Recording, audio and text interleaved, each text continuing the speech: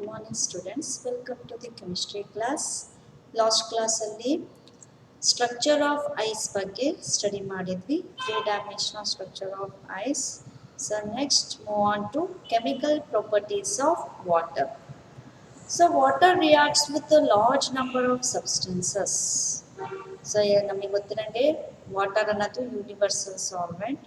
So almost all compounds ಜೊತೆ water react ಆಗುತ್ತೆ. But some of the reactions of ವಾಟರ್ನ ಅದನ್ನು ಕೆಮಿಕಲ್ ಪ್ರಾಪರ್ಟೀಸ್ ಆಫ್ ವಾಟರ್ ಅಂಡರಲ್ಲಿ ಕೊಟ್ಟಿದ್ದಾರೆ. So first chemical properties of water, that is chemical reaction, is amphoteric nature. Amphoteric nature ಅಂದ್ರೆ ಏನು? So the water behave both as acid as well as base ಅಂತ ಹೇಳ್ಬೋದು. So ಅಲ್ಲಿಗೆ amphoteric nature ಅಂದರೆ it has the ability to act as an acid as well as base. So ಅದು acid ಆಗು work ಆಗುತ್ತೆ, base ಆಗು work ಆಗುತ್ತೆ. Acid ಜೊತೆ ರಿಯಾಕ್ಟ್ ಆದಾಗ ಬೇಸ್ ಆಗಿ ವರ್ಕ್ ಆಗುತ್ತೆ, ಬೇಸ್ ಜೊತೆ ರಿಯಾಕ್ಟ್ ಆದಾಗ ಆಸಿಡ್ ಆಗಿ ವರ್ಕ್ ಆಗುತ್ತೆ. ಹಾಗಾಗಿ ಇದನ್ನ ಆಂಫೋಟರಿಕ್ ನೇಚರ್ ಇದೆ ಅಂತ ಹೇಳ್ತಾರೆ ವಾಟರ್ಗೆ. That is it behaves as an amphoteric substance. In the Bronsted sense, it acts as an acid with ammonia and base with hydrogen sulfide. So ammonia ಜೊತೆ ಅದು ರಿಯಾಕ್ಟ್ ಆದಾಗ ಆಸಿಡ್ ಆಗಿ ವರ್ಕ್ ಆಗುತ್ತೆ, ಯಾಕಂದ್ರೆ ammonia it is a base ಅಂತ ಹೇಳ್ಬೋದು. ಅದೇ ರೀತಿ ಹೈಡ್ರೋಜನ್ ಸಲ್ಫೈಡ್ ಜೊತೆ ರಿಯಾಕ್ಟ್ ಆದಾಗ ಬೇಸ್ ಆಗಿ ವರ್ಕ್ ಆಗುತ್ತೆ, because hydrogen sulphide is a acid. So according to Bronsted Lowry concept ಅಂತ ಹೇಳ್ಬೋದು. ಸೊ ಅದಕ್ಕೆ ಬೆಸ್ಟ್ ಎಕ್ಸಾಂಪಲ್ ಅನ್ನೋ ರೀತಿಯಲ್ಲಿ ಕೊಟ್ಟಿದ್ದಾರೆ ನೋಡಿ. ವಾಟರ್ನ ಅಮೋನಿಯಾ ಜೊತೆ ರಿಯಾಕ್ಟ್ ಮಾಡ್ತಾ ಇದ್ದಾರೆ. Water in the form of liquid, ammonia in the form of APS solution. So react ಮಾಡ್ತಾ ಇದ್ದಾರೆ. ಅವಾಗ ವಾಟರ್ ಏನ್ ಮಾಡ್ತದೆ, ಒಂದು ಪ್ರೋಟಾನ್ನ ಅಮೋನಿಯಾಗೆ ಡೊನೇಟ್ ಮಾಡ್ತದೆ. ಡೋನರ್ ಆಫ್ ಪ್ರೋಟಾನ್ ಆಗಿ ಇಲ್ಲಿ ಆಕ್ಟ್ ಮಾಡ್ತದೆ. ಸೊ ಯಾವ ಸಬ್ಸ್ಟೆನ್ಸ್ ಬಂದ್ರೆ ಪ್ರೋಟಾನ್ನ ಡೊನೇಟ್ ಮಾಡುತ್ತೆ ಅದನ್ನ ಆಸಿಡ್ ಅಂತ ಅಂತಾರೆ. So according to Bronsted concept.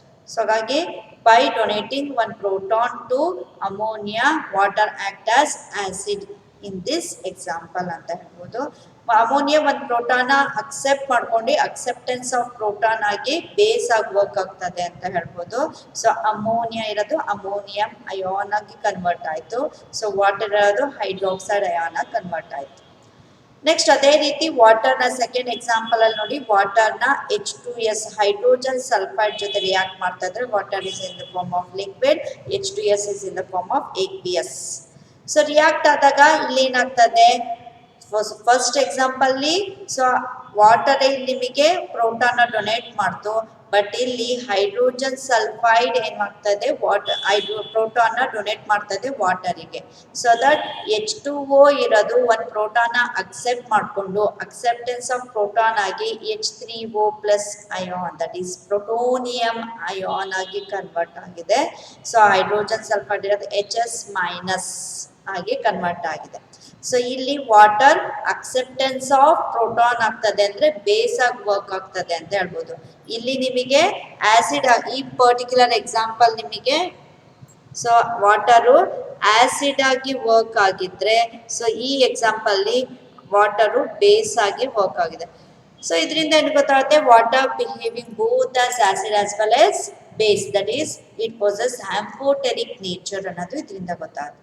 The autoprotolysis, self ionization of water takes place as water. ಅದಲ್ದಲೆ ವಾಟರ್ ಸೊ ಅದಕ್ಕದೇ ನಿಮಗೆ ಅಯೋನೈಸೇಷನ್, ಸೆಲ್ಫ್ ಅಯೋನೈಸೇಷನ್ ಆಗುತ್ತೆ, ದಟ್ ಈಸ್ ಆಟೋಪ್ರೋಟೋಲಿಸಿಸ್ ಆಗುತ್ತೆ ಇನ್ ಪ್ರೆಸೆನ್ಸ್ ಆಫ್ ಟೆಂಪರೇಚರ್ ಅಂತ ಹೇಳ್ಬೋದು. ಸೊ ಇಲ್ಲಿ ನಿಮಗೆ ಡಬಲ್ ಹ್ಯಾಡೆಡ್ ಆರೋಮ್ ಆಗಿ ತೋರಿಸ್ತಾ ಇರೋದು ರಿವರ್ಸಿಬಲ್ ನೇಚರ್ ಅಂತ ಹೇಳಿ. ಸೊ ಅದು ಮತ್ತೆ ಸ್ವಲ್ಪ ಕಂಡೀಷನ್ಸ್ ನಿಮಗೆ ಕರೆಕ್ಟಾಗಿ ಟೆಂಪರೇಚರ್ ಪ್ರೆಷರ್ ಮೇಂಟೈನ್ ಆದರೆ ಫಾರ್ವರ್ಡ್ ರಿಯಾಕ್ಷನ್ ಇರೋದು, ಈವನ್ ಬ್ಯಾಕ್ವರ್ಡ್ ರಿಯಾಕ್ಷನ್ ಆಗೋಂಥ ಚಾನ್ಸಸ್ಸು ಇರುತ್ತೆ ಅಂತ. ಸೊ ಇಲ್ಲಿ ನಿಮಗೆ ionisation of water, self ionisation ಆಗುತ್ತೆ ವಾಟರ್ ಅಂತ ಹೇಳಿದ್ರು. ಸೊ ಇಲ್ಲಿ ಒಂದು ವಾಟರು ಇನ್ನೊಂದು ವಾಟರ್ ಮಾಲಿಕ್ಯೂಲ್ಸ್ ಜೊತೆ ರಿಯಾಕ್ಟ್ ಆಗ್ತದೆ. ಒಂದು ವಾಟರ್ ಮಾಲಿಕ್ಯೂಲು ಪ್ರೋಟಾನ್ ಅಕ್ಸೆಪ್ಟ್ ಮಾಡ್ಕೊಂಡು H3O ಪ್ಲಸ್ ಅಯಾನ್ ಆಗಿ ವರ್ಕ್ ಆದ್ರೆ, ಸೊ ಇನ್ನೊಂದು ವಾಟರ್ ಮಾಲಿಕ್ಯೂಲ್ ಒಂದು ಪ್ರೋಟಾನ್ ಡೊನೇಟ್ ಮಾಡಿ OH ಮೈನಸ್ ಆಗಿ ಆಕ್ಟ್ ಮಾಡ್ತಾ ಇದೆ.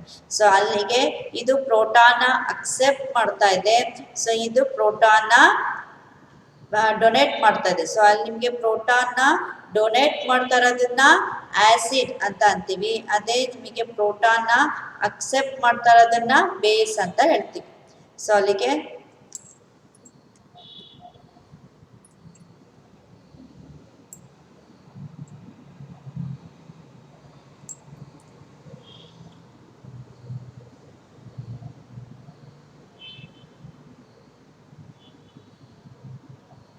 ಸೊ ಇಲ್ಲಿ ನೋಡಿ ಈ ವಾಟರ್ ಮಾಲಿಕ್ಯೂಲ್ಗೆ ಪ್ರೋಟಾನ್ನ ಡೊನೇಟ್ ಮಾಡ್ತಾ ಇದೆ. ಸೊ ಇದು ಪ್ರೋಟಾನ್ನ ಡೊನೇಟ್ ಮಾಡ್ತಾ ಇದೆ ಅಂತ ಅಂದರೆ ಇದೇನಾಗಿ ವರ್ಕ್ ಆಗ್ತದೆ, ಬೇಸ್ ಆಗಿ, ಸಾರಿ ಆಸಿಡ್ ಆಗಿ ವರ್ಕ್ ಆಗ್ತದೆ. ಇದು ಪ್ರೋಟಾನ್ನ ಅಕ್ಸೆಪ್ಟ್ ಮಾಡ್ಕೊಳ್ತಾ ಇದೆ, ಅಲ್ಲಿಗೆ ಅಕ್ಸೆಪ್ಟೆನ್ಸ್ ಆಫ್ ಪ್ರೋಟಾನ್ ಆಗ್ತದೆ ಅಂತ ಅಂದರೆ ಇದು ಬೇಸ್.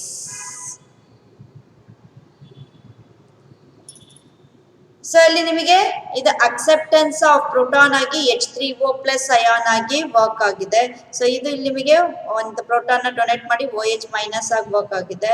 ಸೊ ಹಾಗಾಗಿ ಇದು ನೆಕ್ಸ್ಟ್ ಪ್ರೋಟಾನ್ ನ ಡೊನೇಟ್ ಮಾಡೋ ಅಂತ ಕೆಪಾಸಿಟಿ ಇದೆ.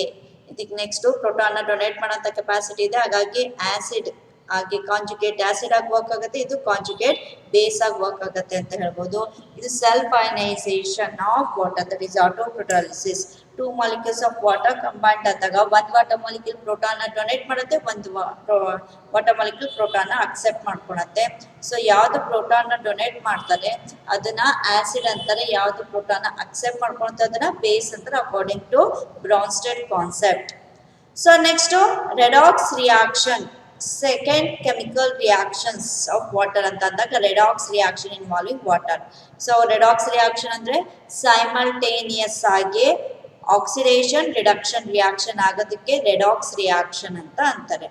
ಸೈಮಲ್ಟೇನಿಯಸ್ ಆಗಿ ಒಂದೇ ಸಮಕ್ಕೆ ಸೊ ನಿಮಗೆ ಆಕ್ಸಿಡೇಷನ್ ಆಗುತ್ತೆ, ರಿಡಕ್ಷನ್ ಆಗುತ್ತೆ ಅಟ್ ಎ ಟೈಮ್, ಅದನ್ನ ರೆಡಾಕ್ಸ್ ರಿಯಾಕ್ಷನ್ ಅಂತಾರೆ. ರಿಡಕ್ಷನ್ ಅಂದ್ರೇನು, ಆಕ್ಸಿಡೇಷನ್ ಅಂದ್ರೇನು? ಲಾಸ್ ಆಫ್ ಆಕ್ಸಿಜನ್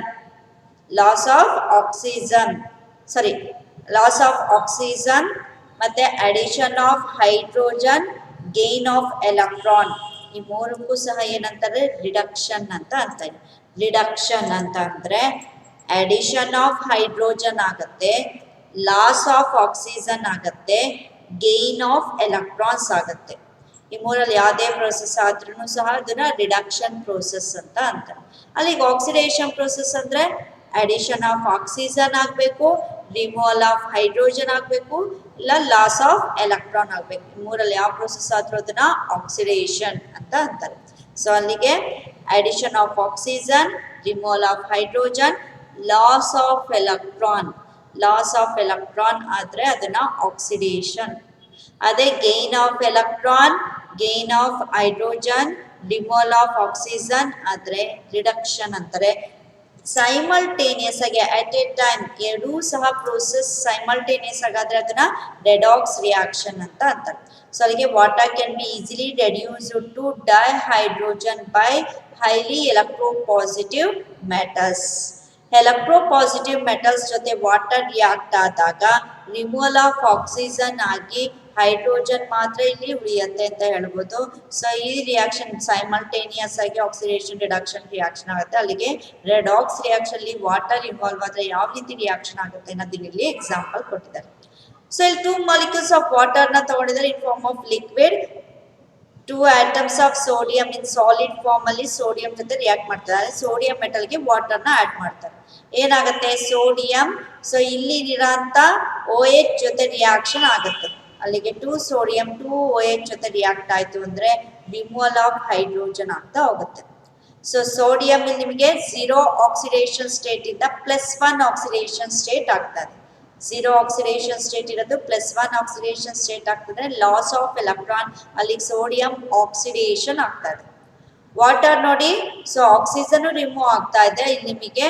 ಸೊ -1 ಇಂತ ಅಂದಾಗ 0 ಆಕ್ಸಿಡೇಷನ್ ಸ್ಟೇಟ್ ಬರ್ತಾ ಇದೆ, ಅಲ್ಲಿಗೆ ರಿಡಕ್ಷನ್ ಆಗ್ತದೆ. ವಾಟರ್ ರಿಡಕ್ಷನ್ ಆದ್ರೆ ಸೋಡಿಯಂ ನಿಮಗೆ ಇಲ್ಲಿ ಆಕ್ಸಿಡೇಷನ್ ಆಗ್ತದೆ. ಸೈಮಲ್ಟೇನಿಯಸ್ ಆಗಿ ಎರಡೂ ಪ್ರೋಸೆಸ್ ಆಗ್ತದೆ ಅಂದ್ರೆ ರೆಡಾಕ್ಸ್ ರಿಯಾಕ್ಷನ್ ಆಗ್ತದೆ ಅಂತ ಹೇಳ್ಬೋದು. ಸೊ ಹಾಗಾಗಿ thus it is a great source of dihydrogen.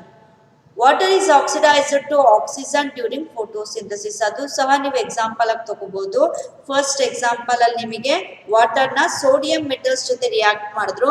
Sodium metal ಜೊತೆ ರಿಯಾಕ್ಟ್ ಮಾಡಿದಾಗ ಸೊ ಇಲ್ಲಿ ಸೋಡಿಯಂ ಇರೋದೇನಾಯ್ತು, ಸೋಡಿಯಂ ಹೈಡ್ರಾಕ್ಸೈಡ್ ಆಯ್ತು. ಅಂದ್ರೆ 0 ಆಕ್ಸಿಡೇಷನ್ ಇಂದ +1 ಆಕ್ಸಿಡೇಷನ್ ಸ್ಟೇಟ್, ಅಲ್ಲಿ ಲಾಸ್ ಆಫ್ ಎಲೆಕ್ಟ್ರಾನ್ ಆಗಿದೆ.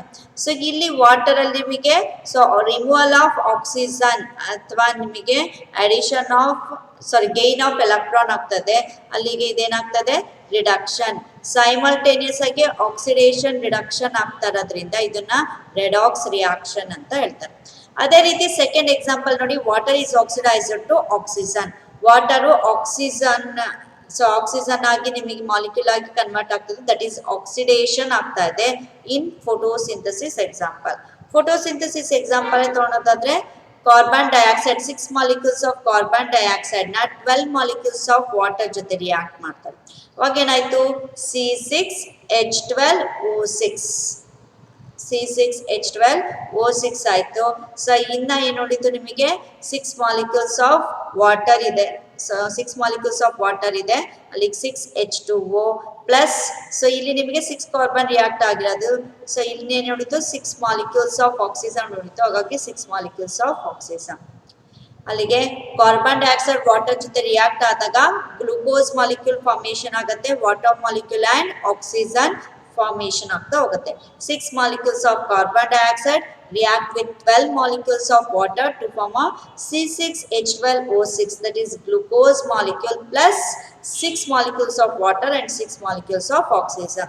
ಸೊ ಇಲ್ಲಿ ವಾಟರ್ ಇದ್ದಿದ್ದು ಆಕ್ಸಿಜನ್ ಕನ್ವರ್ಟ್ ಆಗ್ತದೆ, ರಿಮೂವಲ್ ಆಫ್ ಹೈಡ್ರೋಜನ್ ಆಗ್ತಾ ಇದೆ. ರಿಮೂವಲ್ ಆಫ್ ಹೈಡ್ರೋಜನ್ ಆಗ್ತಾ ಇದೆ ಅಂದ್ರೆ ಯಾವ ರಿಯಾಕ್ಷನ್ ಇದು? ಆಕ್ಸಿಡೇಷನ್ ರಿಯಾಕ್ಷನ್ ಅಂತ ಹೇಳ್ಬೋದು. ಆಕ್ಸಿಡೇಷನ್ ರಿಯಾಕ್ಷನ್ ಆಗ್ತದೆ. ಅದೇ ಕಾರ್ಬನ್ ಡೈಆಕ್ಸೈಡ್ ಇಲ್ಲಿ ನಿಮಗೆ ಏನಾಗ್ತಾ ಇದೆ, ಅಡಿಷನ್ ಆಫ್ ಹೈಡ್ರೋಜನ್, CO2 ಇದು ಜಸ್ಟ್, ಆದ್ರೆ ಇಲ್ಲಿ ಅಡಿಷನ್ ಆಫ್ ಹೈಡ್ರೋಜನ್ ಆಗ್ತದೆ, ಹೈಡ್ರೋಜನ್ ಆಡ್ ಆಗಿದೆ. ಸೊ ಅಡಿಷನ್ ಆಫ್ ಹೈಡ್ರೋಜನ್ ಅಂದ್ರೆ ರಿಡಕ್ಷನ್. ಅಲ್ಲಿ ಸೈಮಲ್ಟೇನಿಯಸ್ ಆಗಿ ಆಕ್ಸಿಡೇಷನ್ ರಿಡಕ್ಷನ್ ಆಗ್ತಾ ಇರೋದ್ರಿಂದ ಈ ರಿಯಾಕ್ಷನ್ ಯಾವುದು? Redox reaction. ಸೊ ನೆಕ್ಸ್ಟ್ ಅದೇ ರೀತಿ ಥರ್ಡ್ ಒಂದು ಎಕ್ಸಾಂಪಲ್ ಕೊಟ್ಟಿದ್ದಾರೆ ನೋಡಿ, with fluorine also it is oxidised to O2, that is oxygen molecule. So ಇಲ್ಲಿ ನಿಮಗೆ ಈ ಪರ್ಟಿಕ್ಯುಲರ್ ಎಕ್ಸಾಂಪಲ್ ಫ್ಲೋರಿನ್ ನ ವಾಟರ್ ಮಾಲಿಕ್ಯೂಲ್ಸ್ ಜೊತೆ ರಿಯಾಕ್ಟ್ ಮಾಡ್ತಾ ಇದ್ದಾರೆ. So fluorine 2 2s of 4 fluorine 2 2s of 4 hydrogen ಜೊತೆ ರಿಯಾಕ್ಷನ್ ಆದಾಗ ಸೊ ಇಲ್ಲಿ ನಿಮಗೆ 4 ಮಾಲಿಕ್ಯೂಲ್ಸ್ ಆಫ್ HF ಫಾರ್ಮೇಶನ್ ಆಗುತ್ತೆ. 4 ಮಾಲಿಕ್ಯೂಲ್ಸ್ ಆಫ್ HF. ಇನ್ನು ಉಳಿಯೋದೆ ನೋಡಿ O2 ಉಳಿತು.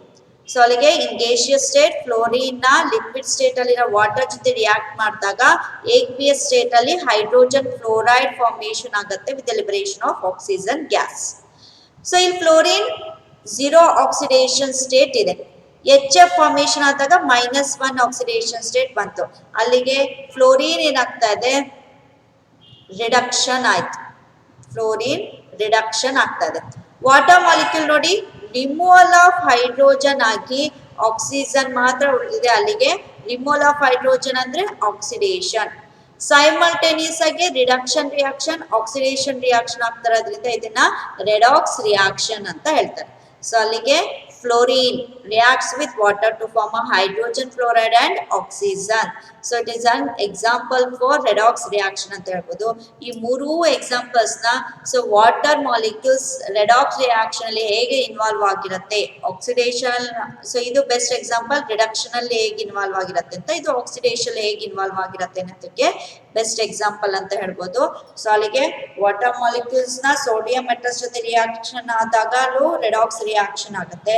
Carbon dioxide and water molecule react to form a glucose molecule. Photosynthesis reaction is also an redox reaction ಅಂತ ಹೇಳ್ಬೋದು.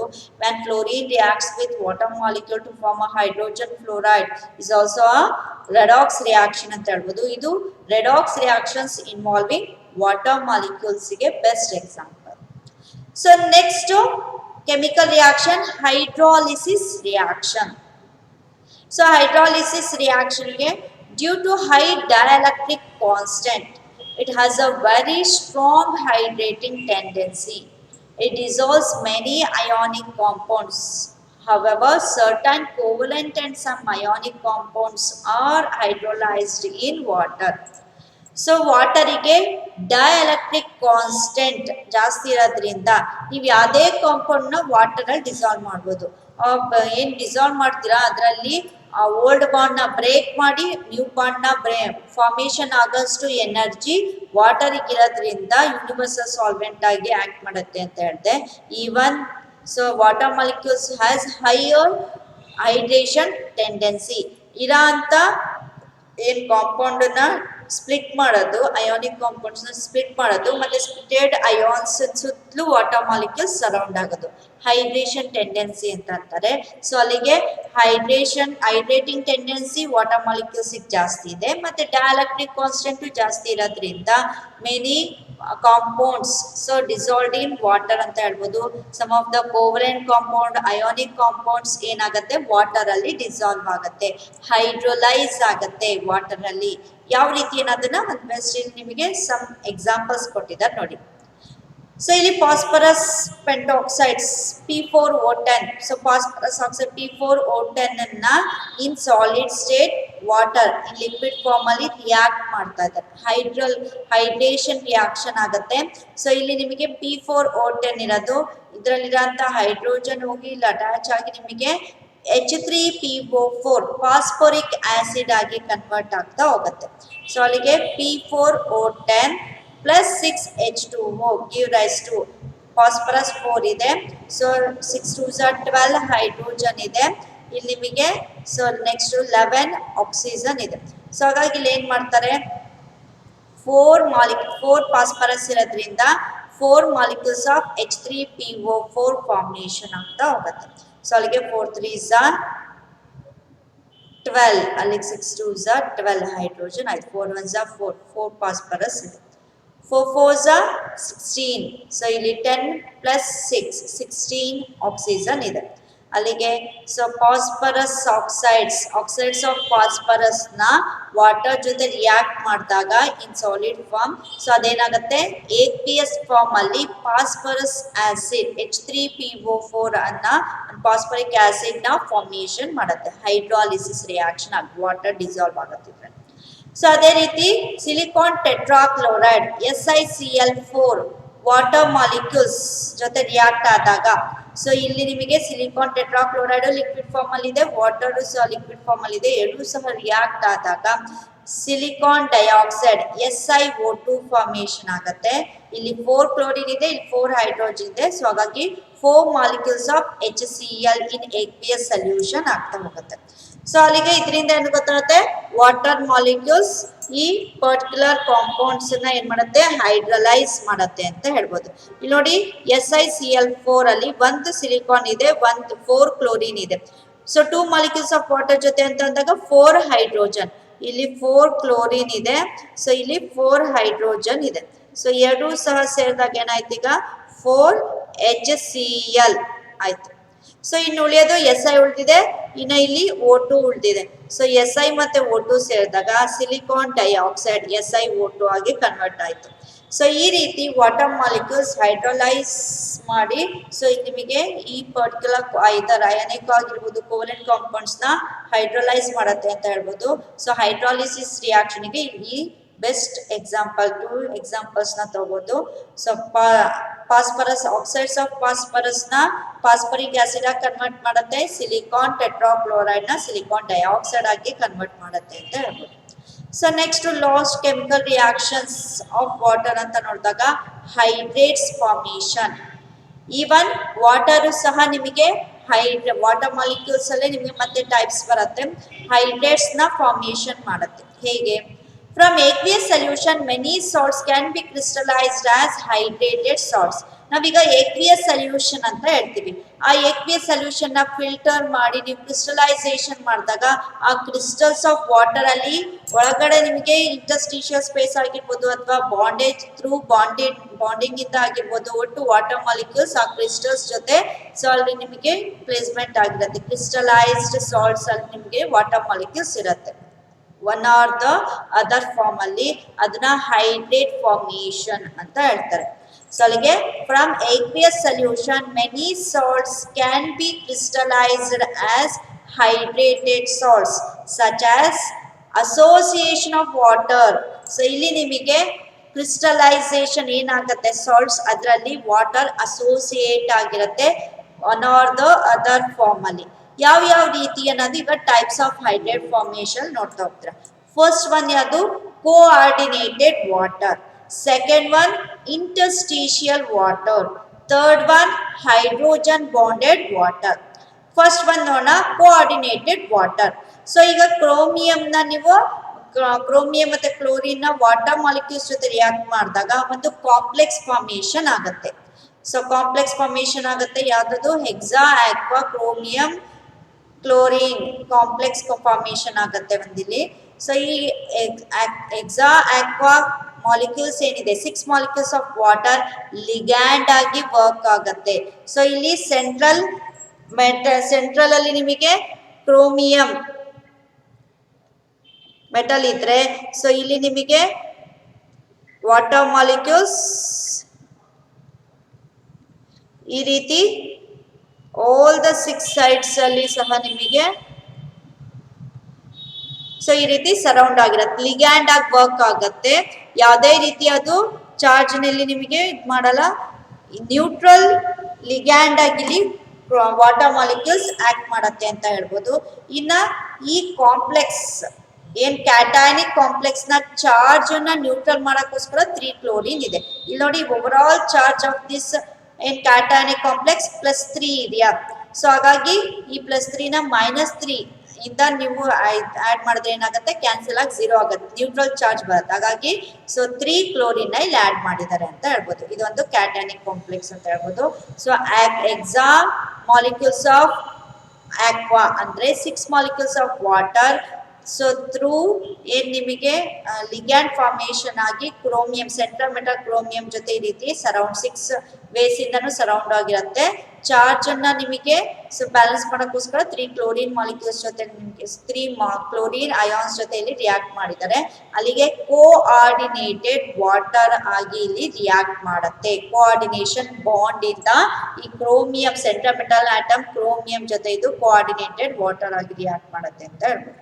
ಸೊ ಇನ್ನು ಇಂಟರ್ಸ್ಟೀಶಿಯಲ್ ವಾಟರ್ ಅಂತ ಅಂದಾಗ ಹೇಳಿದ್ನಲ್ಲ, ಈಗ ಒಂದು ಕ್ರಿಸ್ಟಲ್ಸ್ ಇದೆ. ಆ crystals for example barium chloride crystals ತಗೋಣ. ಬೇರಿಯಂ ಕ್ಲೋರೈಡ್ ಕ್ರಿಸ್ಟಲ್ಸ್ ರೆಗ್ಯುಲರ್ ಯಾವುದೋ ಒಂದು ಸ್ಟ್ರಕ್ಚರ್ ಇದೆ, ಅದ್ರ ಮಧ್ಯದಲ್ಲಿ ಏನಿರುತ್ತೆ, ಸಮ್ ಎಂಟಿ ಸ್ಪೇಸ್ ಇರುತ್ತೆ. ಆ ಎಂಟಿ ಸ್ಪೇಸ್ ಅಲ್ಲಿ ಈ ವಾಟರ್ ಮಾಲಿಕ್ಯೂಲ್ಸ್ ಹೋಗಿ ಪ್ಲೇಸ್ಮೆಂಟ್ ಆಗುತ್ತೆ. ಹಾಗಾಗಿ ಇಂಟರ್ಸ್ಟೀಶಿಯಲ್ ವಾಟರ್ ಅಂತ ಅಂತಾರೆ. ಕ್ರಿಸ್ಟಲೈಸೇಷನ್ ಆಗೋ ಟೈಮ್ ಅಲ್ಲಿ ಫಿಲ್ಟ್ರೇಷನ್ ಮಾಡಿ ಕ್ರಿಸ್ಟಲೈಸೇಷನ್ ಮಾಡೋ ಟೈಮ್ ಅಲ್ಲಿ ಆ ಕ್ರಿಸ್ಟಲ್ಸ್ ಮಧ್ಯೆ ಇರೋಂಥ ಎಂಟಿ ಸ್ಪೇಸ್ ಅಲ್ಲಿ ಇಂಟರ್ಸ್ಟೀಶಿಯಲ್ ಸ್ಪೇಸ್ ಅಲ್ಲಿ ವಾಟರ್ ಮಾಲಿಕ್ಯೂಲ್ಸ್ ಹೋಗಿ ಪ್ಲೇಸ್ಮೆಂಟ್ ಆಗೋದ್ರಿಂದ ಅದನ್ನ ಇಂಟರ್ಸ್ಟೀಶಿಯಲ್ ವಾಟರ್ ಅಂತಾರೆ. ಬೆಸ್ಟ್ ಎಕ್ಸಾಂಪಲ್ ಸೊ ಅಲ್ಲಿ ನಿಮಗೆ ಬೇರಿಯಂ ಕ್ಲೋರೈಡ್ ಮಾಲಿಕ್ಯೂಲ್ಸ್ ಅಂತ ಹೇಳ್ಬೋದು, ಬೇರಿಯಂ ಕ್ಲೋರೈಡ್ ಕ್ರಿಸ್ಟಲ್ಸ್ ಅಂತ ಹೇಳ್ಬೋದು.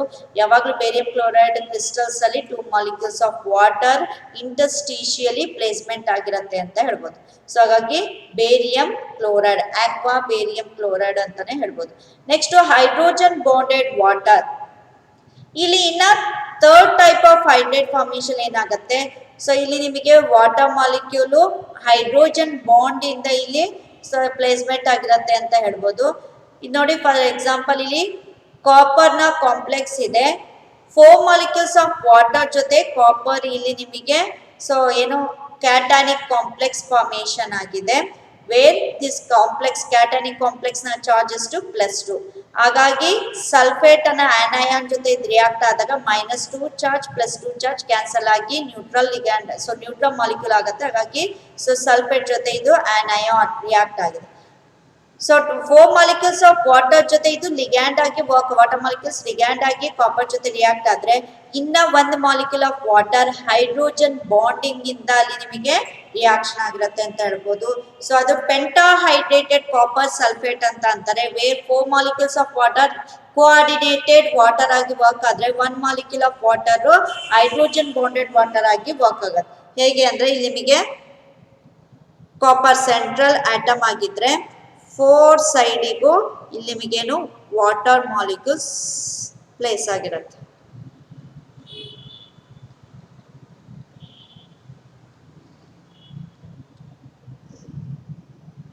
ಸೊ ಇನ್ನ ನಿಮಗೆ ಒಂದು water molecule through hydrogen bonding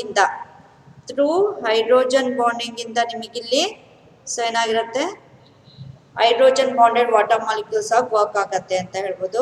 ಈ ರೀತಿ ನಿಮಗೆ ಸೊ 4 ವಾಟರ್ ಮಾಲಿಕ್ಯೂಲ್ಸ್ ಲಿಗ್ಯಾಂಡ್ ಆಗಿ ವರ್ಕ್ ಆದ್ರೆ 1 water molecule so hydrogen bonded ಅಲ್ಲಿ ನಿಮಗೆ ಇನ್ವಾಲ್ವ್ ಆಗಿರುತ್ತೆ. ಹೈಡ್ರೋಜನ್ ಬಾಂಡೆಡ್ ವಾಟರ್ ಮಾಲಿಕ್ಯೂಲ್ ಅಂತ ಈ ರೀತಿ ಹೈಡ್ರೇಟ್ ಫಾರ್ಮೇಶನ್ ಆಗುತ್ತೆ.